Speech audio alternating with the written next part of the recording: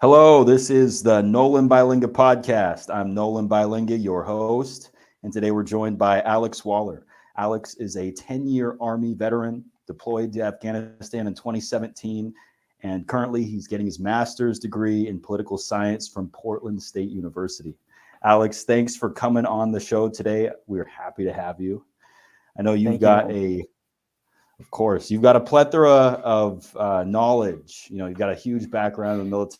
I'm sure there's experiences that most people will never have. And you've got the drive to help a lot of folks in need, especially some of the people that were helping out the United States and Afghanistan. I want to cover that. But before we go to that, I want to hear a little bit about your background, your Army career, and what that's looked like. If you would like to dive into that. Yeah, sure. I just hit my 10-year mark in the Army Reserve. Prior to the Army Reserve, I was active duty from 2014 to when I got out in 2022. So almost 9 years of active duty experience. Um, my first duty station was at Joint Base Lewis McChord here in beautiful Washington State. I was an infantry officer until I went to active duty civil affairs, which is basically like the Army's liaisons with local government, intergovernmental, non-governmental organizations, basically that link between military and civilian authorities on the ground, and trying to find common ground, common interests, ways to work together. So that appealed, and so I ended up changing jobs to do that. Decided to leave the active duty Army, and my last duty station was at Fort Liberty in North Carolina. Got out. Fiance had a job in Portland State, or Portland. I went to Portland State, and here we are now in Vancouver, Washington, both working in Portland. That's awesome. I know in Portland you've mentioned a lot because we go to school together. We're grad students. We've got a few classes that we've had together, and you have the Afghan Adjustment Act that you've been very invested in. And if you could give some background on what's going on with the Afghan Adjustment Act, where that's coming from, why we need it, and specifically, what your experiences were in Afghanistan that leads you to the conclusion of backing the Afghan Adjustment Act. Yeah, sure. So I've been a political science aficionado for a while. It was my bachelor's degree as well before I entered the active duty Army. Didn't really consider myself to be a super political person, but I've always had my eye on current affairs, current events, and world affairs and stuff like that. I deployed to Afghanistan in 2017. It basically fell in my lap. I didn't go with my unit. I basically got volunteered to go as an attachment, like an individual attachment to another unit that was going. And I was sort of like kind of going back and forth about it. And while I was making up my mind, my boss at the time took the liberty of basically submitting me anyway. And he said, "Great. Oh, I'm glad you agree. You're going to Afghanistan in 3 months." And I was like, "Cool." Oh, wow. So I went to Afghanistan, and I ended up going to like the Kabul area. There's like a small forward operating base in that area where there's like a big military training area where it was basically Afghan, like Fort Moore, formerly Fort Benning. It's a big there's a lot of infrastructure around the Afghan army. There are a lot of like commando compounds and training centers and things like that. This base was there to facilitate training for this Afghan like special commando force that would often operate with U.S. Special Operations Forces. I ended up going thinking I was going to be some nerd in the command center, staring at PowerPoint and like fixing emails and arranging calendars. When I got there, the guy I was replacing basically took me around and showed me the best spots to work on my tan. So I didn't think it was going to be that big of a deal. until I got a heads up from somebody that they basically had too many officers there, and I was basically out of a job. And so they started coming up with things for me to do. And one of those things ended up being going over to the Afghan compound just across the way and helping out this Raytheon contractor with running the entry into this Afghan commando unit. So basically, Afghan Ranger School. So the selection and training program needed a guy. I showed up thinking I was going to do one thing, and then that turned into me hanging out with Afghans every day for 4 months, training this class of like 102 dudes from all over Afghanistan, coming from the police, coming from Afghan army units, coming from other Afghan commando units, all of whom wanted to get into this prestigious commando force. And the guy I was advising went home to his home state for a break, fell down the stairs, hurt his ankle. So then it was just me, an interpreter, a Toyota Hilux that I taught myself how to drive, and a couple of dudes who were like my bodyguards from this army unit in Alaska that were there, and just hanging out with Afghans running Afghan Ranger School. I advised Afghan officers about basically how to officer, try to encourage folks to sort of be a bit more professional.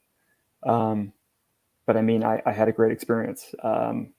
Those guys I trusted. Every now and then there were instances in which people had fears about what we called green on blue, where maybe your partner force, maybe somebody infiltrated and maybe they wanted to take a shot at killing an American. Unfortunately, it happened. I had bodyguards, like I said, essentially. That was standard operating procedure. But I mean, there were times when like maybe those guys were busy and I had built up enough of a relationship. I kind of rolled the dice.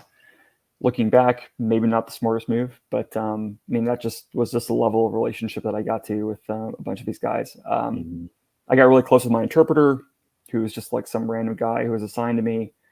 And that dude, ended up becoming my friend. And I ended up sponsoring him to come to the United States, which is one of the ways that we kind of encourage people to work with us.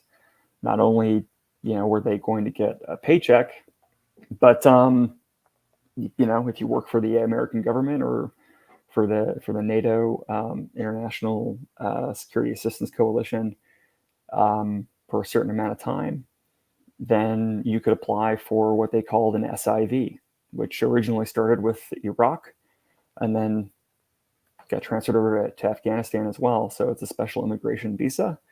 And it basically rolled out the red carpet, so to speak, for folks that were willing to put their lives on the line to help us do what we were trying to do in exchange for kind of an easier pathway to immigration to the United States.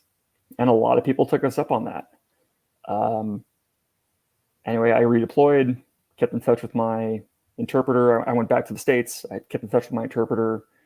And then, we withdrew, and he was still working on his immigration case. Immigration in general in the United States is not as easy as I think some people recognize. And it was no easier for people taking advantage of the special immigration visa either. There were a lot of hoops for those guys to jump through. My interpreter is no exception.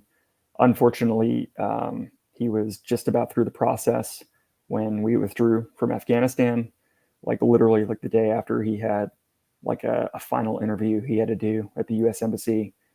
Like the week after that interview, the embassy closed because the Taliban were at the gates of Kabul. I was in Italy at the time in 2021. I had an assignment as a planner at the Army's basically headquarters for operations in Africa. So I'm, a nerd hanging out in Italy, doing computer stuff. My now fiance comes to Italy to visit. It's the tail end of my trip in Italy. And we're going to go, gallivanting around Italy and look at some castles and stuff. Meanwhile, I'm glued to my phone, wondering if some of the people I built up a pretty close relationship with, if they were alive or not.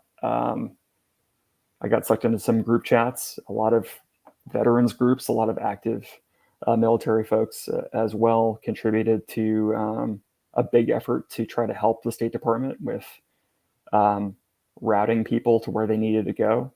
And you had people like chartering planes themselves. So a lot was going on trying to get people that helped us out of Afghanistan before the Taliban could predictably come in and basically take revenge for anybody that collaborated with us against them.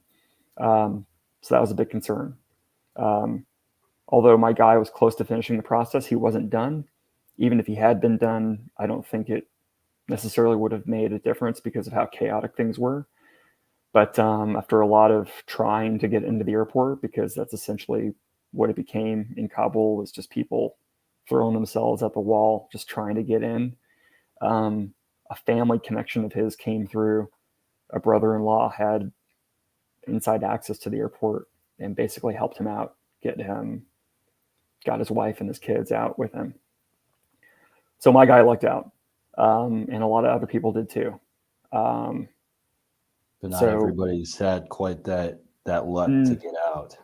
No, we left a lot of people behind. The infrastructure just wasn't there. We thought one thing was going to happen, and then something else happened. And my guy got out. He ended up resettling. He ended up being processed at a base in Virginia. I forget what the Army reflagged it as because it changed its name. But I drove up, made the 4-hour drive from North Carolina to go see him when he touched down. And I brought them, clothes and stuff. And, my fiance and I went to Target and bought a bunch of stuff. And because anybody leaving only had basically like what was on their backs and maybe a small personal bag.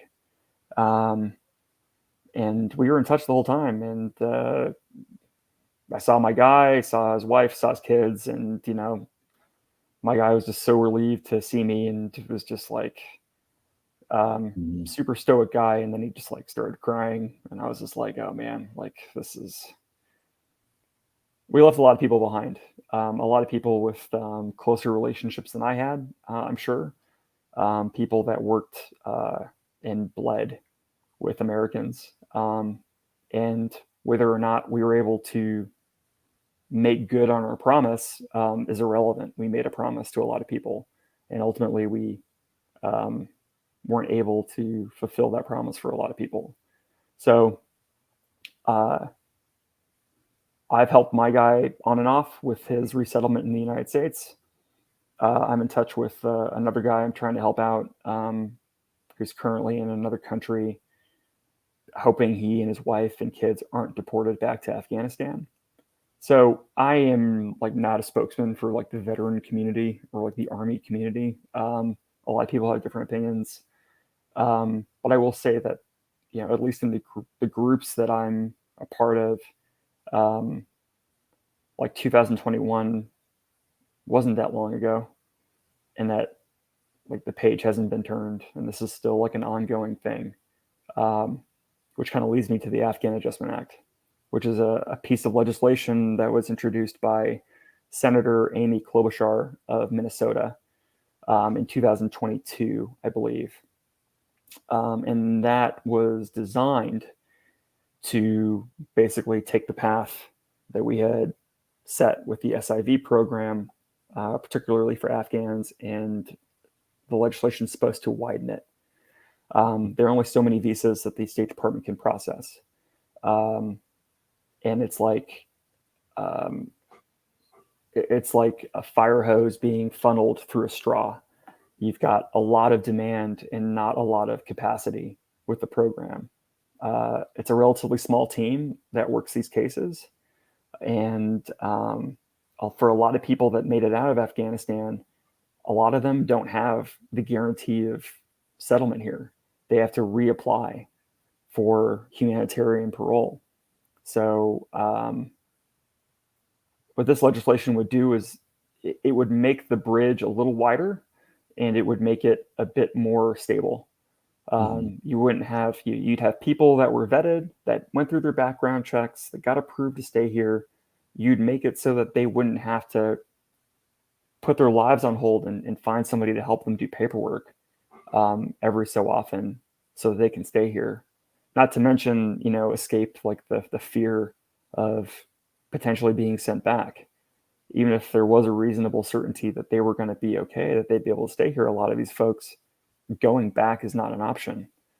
Do you know if there's people still in Afghanistan that we're trying to get out, and are we bringing them out? There are thousands of people still in Afghanistan, tens of thousands. So yeah, and that's publicly available information, and that's just sort of the thing. It's like the stuff is there if you want to look. The Afghan Adjustment Act that was introduced in 2022 died in that legislative session. It came and went. It was reintroduced again last July for 2023 into 2024. The hope was with the foreign aid bill and with the border bill that parts of the Afghan Adjustment Act would be included as a supplement to these other bills, as is the case in Congress, because sometimes voting standalone just doesn't happen. The reason why the Afghan Adjustment Act wasn't able to make it to the floor for a vote, apparently, is that some Republican congressmen had reservations about people being able to stay here for the long term. That would potentially be the rationale they gave was security risks, which is, in my mind, nonsensical because the vetting process is very thorough. There are a lot of hoops these folks have to jump through to even get their foot in the door. So to not throw more resources at this, to not make good on our promise because we're afraid of accidentally letting in the wrong people, even though there are multiple waves of checks, that seems to be the thing. And obviously immigration is a very contentious issue. So, without public support for this, it may kind of be placed back on the back burner again, because Ukraine's a very hot button issue. Israel right now, with the Gaza situation, is a very hot button issue. And obviously the situation with the southern border is a very big contentious issue as well. And it seems that the reason why the Afghan Adjustment Act, or a part of the Afghan Adjustment Act, wasn't included with this bill, this round of foreign aid that Congress is trying to hash out between the House and the Senate. The reason why it wasn't attached to that is because the focus is on the southern border, the focus is on Ukraine, the focus is on Gaza, and Congress and public attention is only finite. There's only so much. I get it, but for a lot of people that had even a brief experience in Afghanistan, I wasn't there for very long. Like, this stuff is still relevant. It still matters. And you've got an army, a small army of volunteers that dedicate a lot of time to basically doing pro bono work for the State Department to help people go through this process, just to have a shot of maybe getting one of those visas to come here. By law, the process is supposed to take within a certain amount of time. It's currently estimated that the amount of time to immigrate through one of these programs for Afghans is 12 to 18 months. But there are cases that take as long as 7 years. And those are people that are hiding out. Those are people that are hiding out, like in third countries, basically as refugees, or not even basically as refugees. And the most real, like, that includes people hanging out in Afghanistan as well, hiding out with relatives, trying not to draw attention to themselves. The State Department recently was able to start getting flights out of Afghanistan, so there's like a process in place. But again, it's a fire hose going through a straw, and people have died um, waiting for their ticket to be punched. And we've done things like this before, you know, in the Cuban Adjustment Act in 1966. We've done it in Vietnam. We've done it with the Iraqis. I'm not understanding why in today's day and age we can't do something similar to what we were doing before. Why is there not bipartisan support for folks that were backing the United States, especially? You would think that we'd be honorable, you know. It is a I think it's. frustrating reality. I mean, I agree. I don't. I think there might be a sense that. I mean, listen, Vietnam was personal. I think for a lot of people, um, the draft was in place. You had a lot of public feelings about the Vietnam War, because people were either directly involved, a kid, a brother, a relative, a friend. Maybe they got sent over. Um, America was kind of tuned in for that conflict for a myriad of reasons. For Cuba, you know, again, I think it was a very in your face kind of issue for Americans, considering what was at stake with everything going on between the U.S. and the USSR and Cuba. It was a very topical thing that dominated the news. Afghanistan was a slow burn for 20 years. It made the headlines again when you had Afghans falling off of airplanes trying to get out of the country. And then the news cycle carried on. Public attention, um, can only be held on certain things for so long, and people with a personal connection held on to it. And that's just, for better or for worse, kind of how things are now. Um, it's easy to turn the channel. So as for why Congress isn't doing it, I mean, again, competing priorities, I imagine. At the end of the day, congressional representatives want to do what's going to get them reelected. So if their constituents want them, or if the congressperson thinks their constituents want something, then that's assuming like where their energy will go. And I just don't think that the Afghan thing is really at the forefront of a lot of people's minds, unless you happen to, be exchanging messages with these guys and they're hoping that you're going to do something to pluck them out of the situation that they're in. I think I know a lot of people don't even know what the Afghan Adjustment Act is. I think there's a big element of just getting the word out to folks, telling people what it's about. I think that if you were to tell the stories of folks that are being affected by it, then people will listen and be like, yeah, like that makes sense. We've got to help these folks. They helped us. Especially, you would think that if you were putting your life on the line, putting your life, people life, your family's life on the line, so that you could back the United States, that we would have your back at the end of the day. And seems like that's just not happening the way that it should be. Should is my least favorite word. I think I probably told you that before. Yeah, I mean, I agree. But I think that the amount of disassociation between, don't underestimate disassociation.